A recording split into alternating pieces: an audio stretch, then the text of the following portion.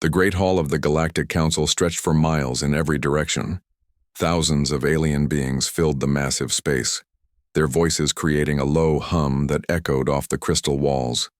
Representatives from across the galaxy had gathered for their monthly meeting, just as they had done for the past 3,000 years.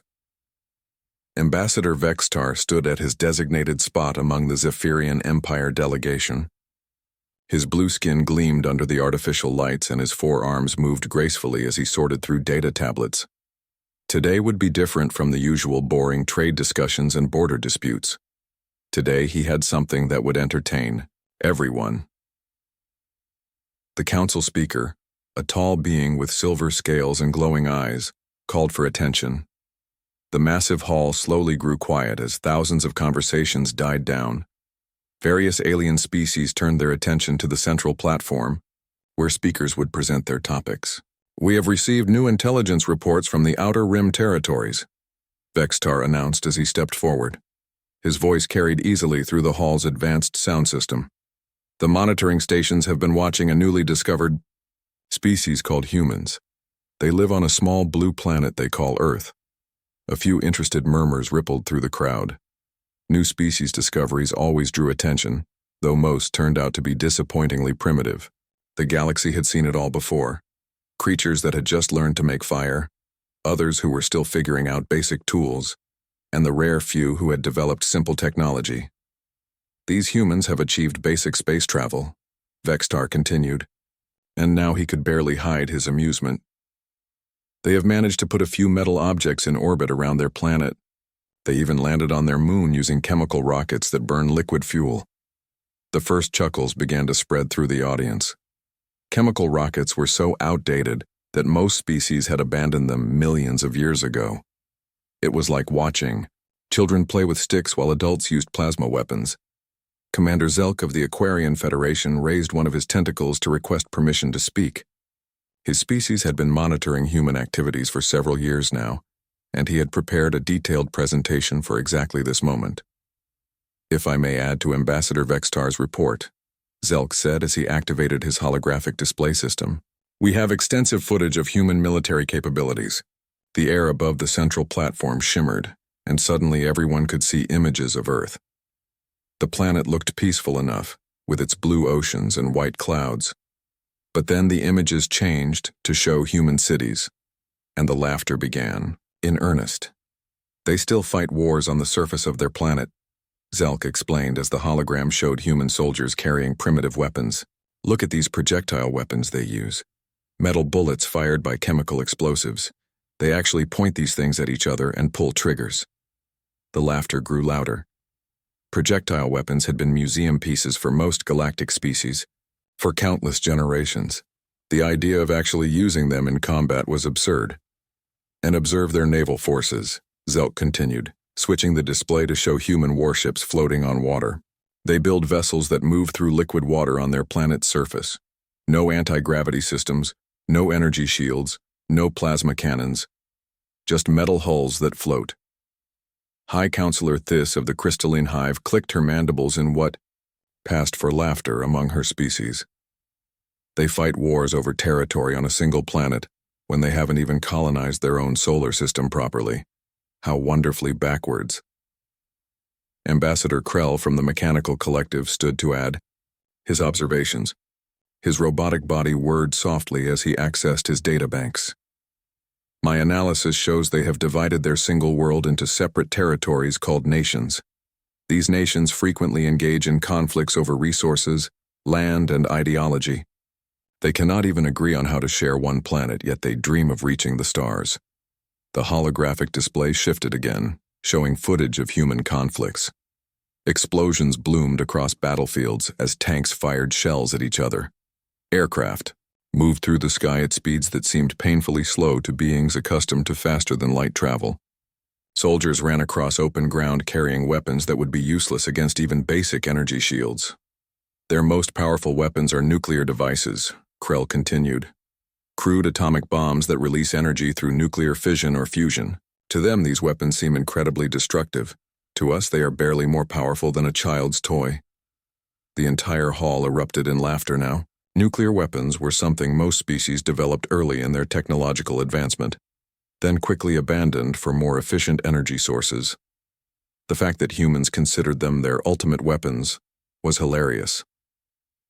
Ambassador Vextar waited for the laughter to die down before continuing his presentation. The most amusing part is their space program.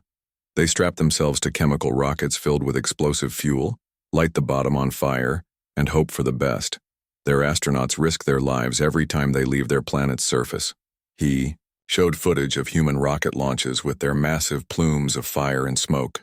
The rockets looked clumsy and dangerous compared to the sleek vessels that filled galactic space. Most species had developed anti-gravity technology before they ever left their home worlds.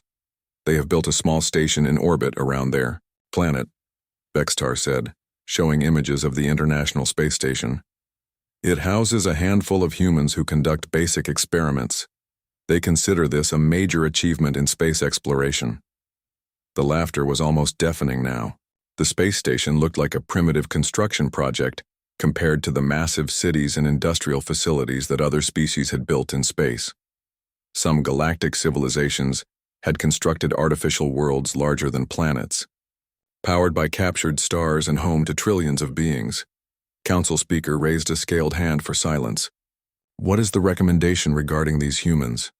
Standard quarantine protocols, Vextar replied without hesitation. They are clearly a pre-spacefaring primitive species. No contact, no interference, just basic observation for scientific purposes. Our xenobiologists are interested in studying their development, but they pose no threat to galactic civilization. All in favor of classifying humans as primitive and implementing quarantine procedures? The council speaker asked. Thousands of hands, tentacles, claws, and mechanical appendages rose throughout the hall. The vote was unanimous. Earth would be left alone to develop naturally, with monitoring stations keeping watch from a safe distance. The betting pools are already active, chuckled Ambassador Krell. Most species that reach basic space travel either advance quickly to join galactic society or destroy themselves within a few centuries. The odds heavily favor human self-destruction. Several other delegates nodded in agreement. It was a common pattern throughout the galaxy. Species that couldn't overcome their primitive instincts rarely survived long enough to become a galactic presence. Meanwhile, far from the council chambers, Captain Jake Morrison piloted his patrol craft through the dark space near Luna Station. The UES Guardian was humanity's pride and joy, representing their best efforts at space-based defense.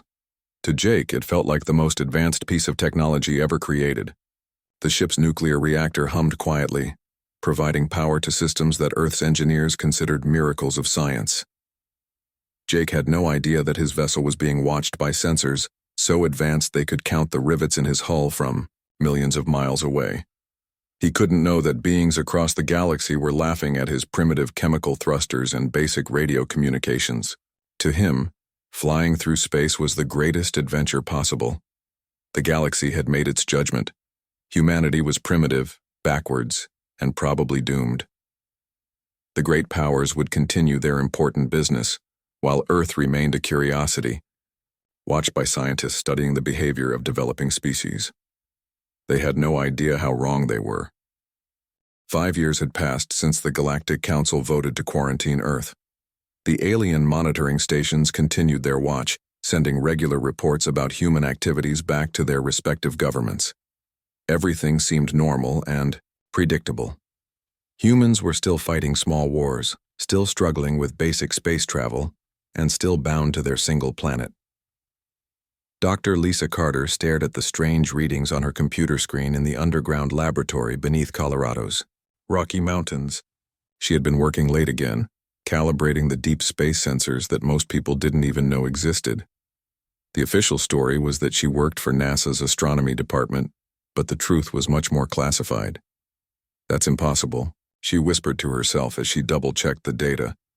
The sensors were picking up electromagnetic signatures that shouldn't exist, patterns that looked almost like communication signals, but using technology far beyond anything humans had developed.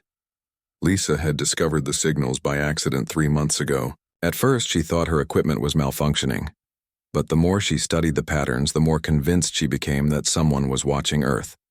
someone with technology that made human science look like cave paintings. She picked up her secure phone and dialed a number that only a dozen people in the world knew. General Hayes, this is Dr. Carter. I need to see you immediately. We have a problem. General Peter Hayes arrived at the laboratory within 2 hours, accompanied by his aide and 2 security officers. He was a tall man with gray hair and tired eyes, someone who had seen too many classified briefings and knew too many dangerous secrets. Show me what you found, he said without wasting time on pleasantries. Lisa pulled up her data on the main screen. These are electromagnetic signatures from beyond our solar system. They're not natural phenomena. Someone is using advanced technology to monitor Earth from a distance. The general studied the patterns for several minutes. How long have they been watching us? Based on the signal strength and consistency, I'd estimate at least 10 years, maybe longer. They're very good at hiding their presence, but they're definitely there. General Hayes was quiet for a long time. Finally, he spoke. Dr. Carter, what I'm about to tell you is classified at the highest levels. We've suspected for years that we weren't alone in the universe. This confirms it. Lisa felt her world shift. You knew? We suspected. Several governments have been quietly preparing for this possibility. The question is, why haven't they made contact? If they're watching us, they must have reasons. Maybe they don't think we're worth talking to, Lisa suggested. Our technology is primitive compared to theirs. We're probably like insects to them. The general nodded slowly. That gives us an advantage. If they think we're primitive, they won't expect us to be a threat. We can use that. Over the following weeks, Lisa found herself at the center of the most secret project in human history. Governments around the world were quietly informed about the alien surveillance. Instead of panic, world leaders made a decision that would change everything. They would let the aliens think humans were still primitive, while secretly building the technology needed to defend Earth. The project was called Silent Thunder, and General Hayes was put in charge of the military aspects. The plan was simple but incredibly risky. Humans would continue to act primitive in public while building advanced technology in secret. Every space launch, every military exercise, every scientific announcement would be carefully designed to maintain the illusion. Dr. Carter was moved to a facility hidden inside a hollowed-out mountain in Nevada. There, she worked with the brightest minds on Earth to reverse engineer the alien technology they had detected. It was slow work, but gradually they began to understand how the monitoring systems worked. We're not just being passively observed, she explained to General Hayes during one of their weekly briefings. They're actively scanning our communications, our military bases, our space facilities. They know everything we want them to know. And nothing we don't want them to know, the general replied. How long do we have? Lisa showed him her latest projections. Based on their scanning patterns, I think they're preparing for something. The frequency of their surveillance has increased over the past 6 months. If I had to guess, I'd say they're planning to make contact within the next few years. Meanwhile, engineer Matt Thompson was working on humanity's greatest secret in a facility built inside an asteroid beyond Pluto. The location was so remote that even the most advanced alien sensors couldn't detect it. Thompson and his team were building humanity's first real starships. The nuclear pulse drive is working perfectly, Thompson reported to General Hayes during an encrypted video call. We can achieve speeds that would surprise our watchers. The real breakthrough came when we figured out how to weaponize our nuclear technology in ways they never expected. The asteroid facility was just one of 12 secret construction sites scattered throughout the outer solar system. Each one was building ships and weapons designed specifically to fight enemies with superior technology. The key was using human creativity and tactics to overcome alien advantages. Commander Amy Rodriguez was training the first generation of real space combat pilots in a facility hidden behind Jupiter's largest moon. These men and women would become humanity's secret weapon, warriors who understood that their species' survival depended on shocking the galaxy. Forget everything you think you know about space combat, Rodriguez told her trainees. We're not going to fight the way they expect. We're going to use tactics they've never seen before: speed, surprise, and absolute ruthlessness. The training was brutal. Pilots learned to fly ships that could outmaneuver anything in the galaxy. They practiced boarding actions, hit-and-run attacks, and coordinated strikes that would overwhelm enemy defenses. Most importantly, they learned to think like humans, unpredictable, adaptable, and dangerous. Agent Chris Palmer had the most dangerous job in the operation. He was responsible for monitoring alien communications and gathering intelligence about their plans. Using equipment reverse-engineered from alien technology, he intercepted transmissions between the monitoring stations and their home governments.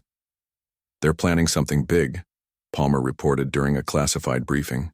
"I've detected increased communication between the Zephyrian Empire and the Galactic Council. They're discussing resource extraction operations in our solar system." General Hayes felt his blood run cold. "They want to strip mine our system?" "It's worse than that. They're talking about relocating the human population to what they call a preservation planet. They see us as an interesting species that should be studied and protected, but they don't think we have any right to our own solar system." The timeline was clear. Humanity had maybe 2 years before the aliens arrived to collect them like specimens for a zoo. The Silent Thunder project shifted into overdrive.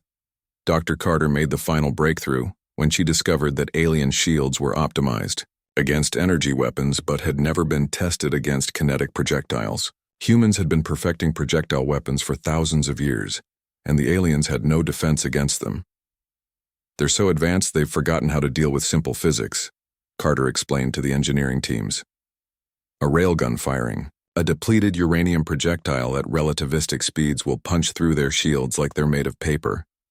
The secret shipyards began installing railgun systems on every vessel. The weapons looked primitive compared to alien energy weapons, but they would be devastatingly effective against enemies who had never faced them. As the construction continued, humanity maintained its facade of primitive development. Space launches still used chemical rockets, military exercises still involved conventional weapons, and scientists still published papers about basic space exploration. But hidden in the darkness between the planets, a fleet was growing. Ships that incorporated the best of human engineering with carefully studied alien technology, weapons that could match anything the galaxy had to offer, and warriors who were ready to fight for their species' survival. The aliens continued their surveillance, seeing exactly what they expected to see. Primitive humans struggling with basic technology, still fighting wars with conventional weapons, still bound to their single world. They had no idea that humanity was preparing for war. Agent Chris Palmer sat in his monitoring station deep beneath the mountains of Alaska, staring at the alien communication he had just intercepted. His hands shook as he read the translation software's output. This was what they had all feared would eventually come. "Priority transmission to General Hayes," Palmer spoke into his secure communicator. "Protocol Omega. I repeat, Protocol Omega. They're coming." The message was simple but terrifying. The Zephyrian Empire had received approval from the Galactic Council to begin resource extraction operations in the Sol system. The human population would be relocated to a world they called Sanctuary 7, where they could be studied and preserved while their home system was stripped of valuable minerals. General Hayes received the message while reviewing construction reports from the secret shipyards. He had been hoping for at least another year to complete preparations, but time had run out. The alien fleet would arrive in 6 months. "Activate all sleeper cells," Hayes ordered his communications officer. "Send the authentication codes to every facility, every ship, every pilot. Silent Thunder goes active now." Across the solar system, hidden facilities that had been operating in complete secrecy suddenly burst into activity. Construction crews worked around the clock to finish ships that were still on the assembly lines. Weapon systems were tested and retested. Pilots ran final training simulations. Captain Rick Stone stood on the bridge of the UES Vengeance, humanity's first real warship. The vessel looked nothing like the primitive craft the aliens had been observing. Sleek and deadly, it incorporated quantum drives that could outrun most alien ships, plasma cannons reverse-engineered from captured technology, and adaptive armor that could absorb and deflect energy weapons. "Ship status report," Stone ordered. His crew. "All systems green, Captain. replied his weapons officer, Lieutenant Karen Bell. Railgun batteries are loaded and ready. Plasma cannons are charged. Nuclear torpedoes are armed. Stone nodded. The Vengeance was just one of 37 ships that humanity had managed to build in secret. Not enough to fight the entire galaxy, but hopefully enough to make the Zephyrians regret their decision to treat humans like insects. Dr. Lisa Carter was putting the finishing touches on humanity's most important weapon, information. Her team had cracked the alien communication codes and learned everything they could about Zephyrian military tactics, ship designs, and weaknesses. Their shields are powerful but predictable, Carter explained to the assembled ship captains during a classified briefing. They rotate frequency every 12 seconds in a standard pattern, hit them with a railgun during the rotation cycle, and their shields can't adapt fast enough to stop the projectile. The captain studied the technical data she provided. These men and women had trained for years in secret, learning to fight an enemy they had never seen. Now they would finally put that training to use. Commander Amy Rodriguez stood before her pilots in the briefing room of Titan Base, humanity's secret military facility hidden beneath the ice of Saturn's largest moon. 200 of the finest pilots humanity had ever produced sat before her, ready to fly ships the aliens didn't know existed. "Remember your training," Rodriguez told them. "They're expecting primitive humans with chemical rockets and projectile weapons. They're not expecting fighters that can outmaneuver their best ships or missiles that can track through hyperspace." The pilots nodded. They had been practicing for this moment for 3 years. Their ships were small and fast, designed to swarm around larger vessels like angry bees. Each fighter carried enough firepower to cripple an alien cruiser. Colonel Sam Turner was preparing for the most dangerous mission of all. His Special Forces team would infiltrate the lead Zephyrian ship and capture their command codes. It was a suicide mission, but if successful, it would give humanity access to alien fleet communications. "We go in during the main battle," Turner explained to his 12-person team. "While their attention is focused on our fleet, we board their flagship and take control of their command systems. The mission is simple: get those codes and transmit them back to our ships." His team consisted of the best soldiers humanity had ever trained. They wore powered armor that made them stronger and faster than any human had ever been. Their weapons could punch through alien hull materials like paper. Meanwhile, the Zephyrian invasion fleet was approaching the outer edge of the solar system. Commander Vextar stood on the bridge of his flagship, the Stellar Domination, reviewing the mission. Briefings one final time. "Estimated human resistance?" he asked his tactical officer. "Minimal to none, Commander," the officer replied. "Our intelligence shows they have a few orbital platforms with primitive weapons, but nothing that could threaten our ships. The entire operation should be completed within 48 hours.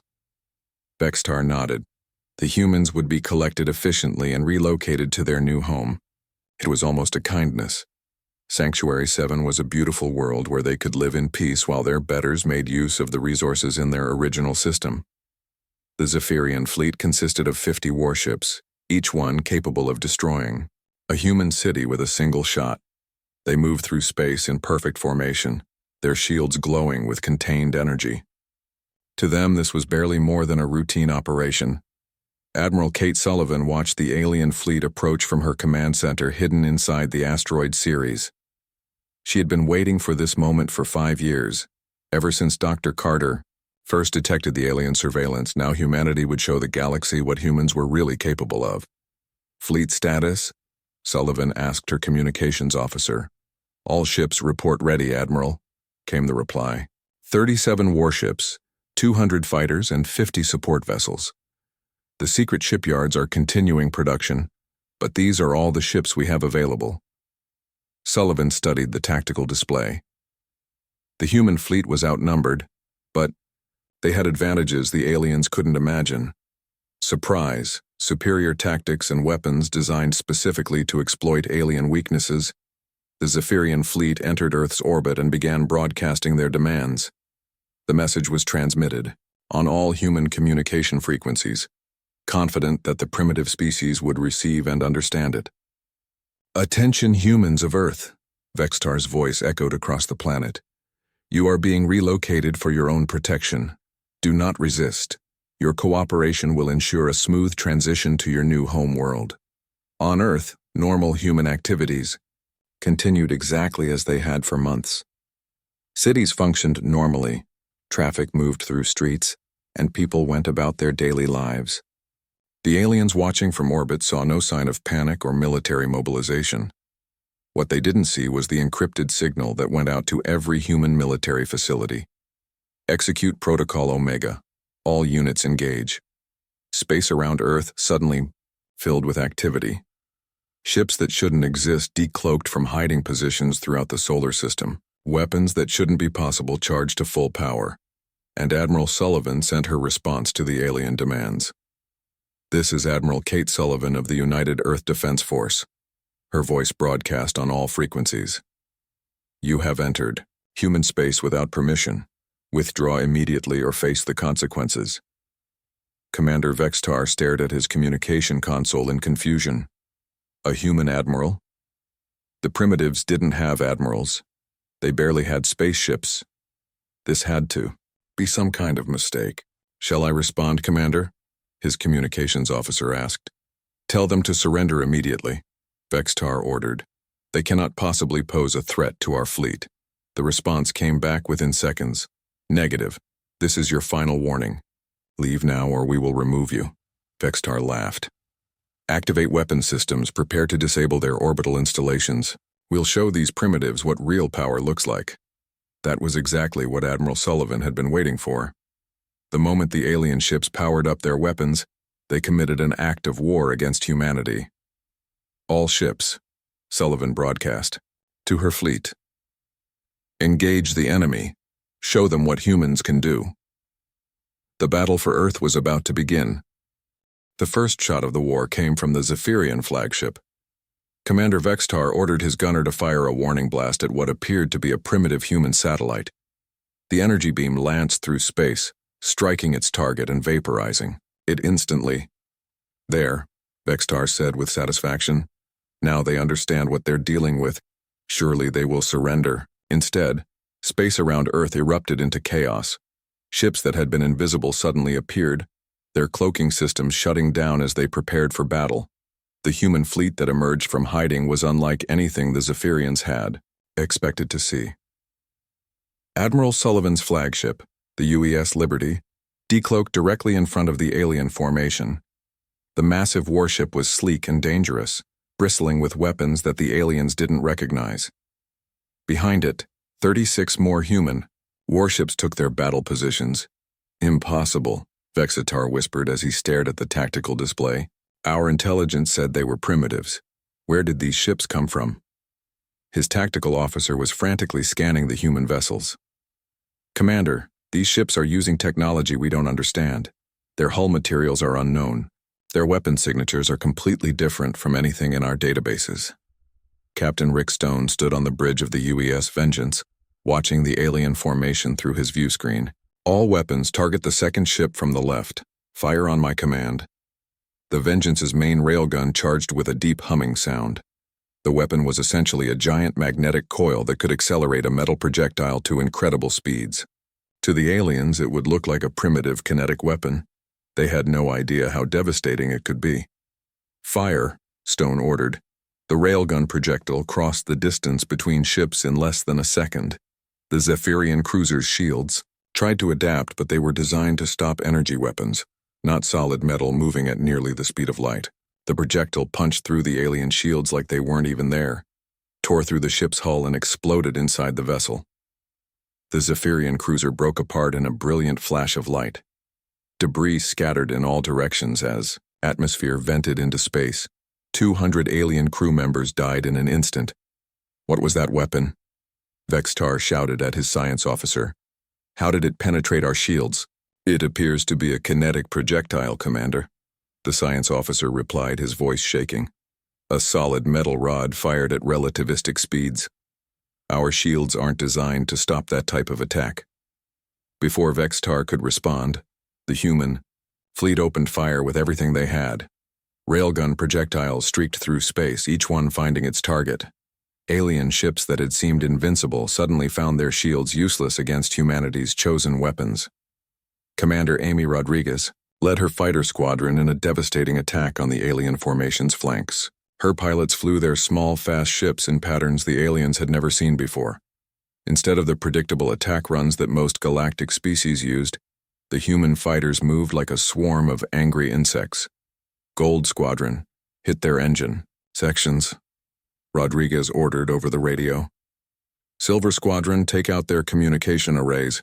Remember, they can't track us if we keep moving. The human fighters were too small and too fast for the alien weapons to target effectively.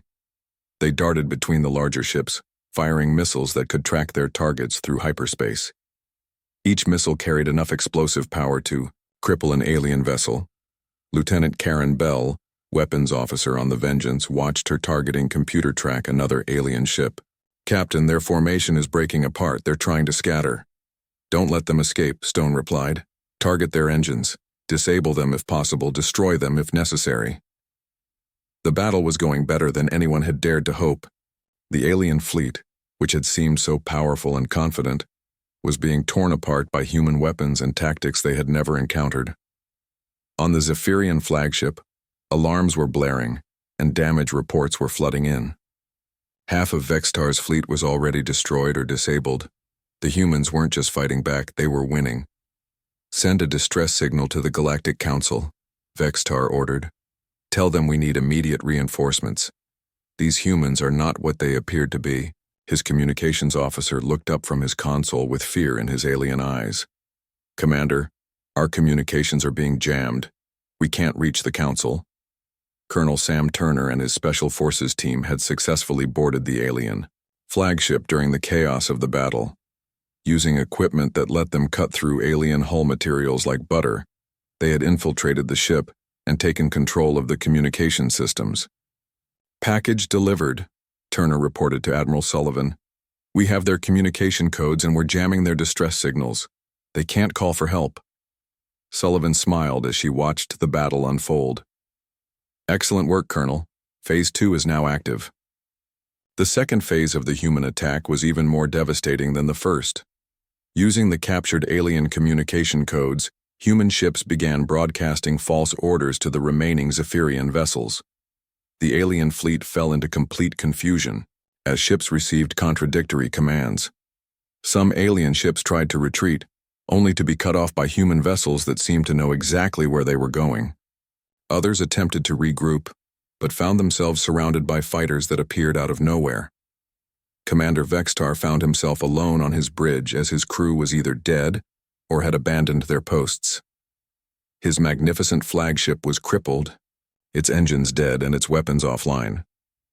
Through his view screen he could see human ships surrounding him. A new voice came over his communication system. "Commander Vexitar, this is Admiral Kate Sullivan. Prepare to be boarded." Within minutes, human soldiers in powered armor were on his bridge. Vexitar had never seen anything like them. They moved with perfect coordination, their weapons tracking every alien in the room. These weren't the primitive creatures his people had been laughing about for years. Admiral Sullivan herself arrived shortly after, flanked by 2 Marines. She was smaller than Vextar but carried herself with the confidence of someone who had just won an impossible victory. "This is impossible," Vextar said, his voice barely a whisper.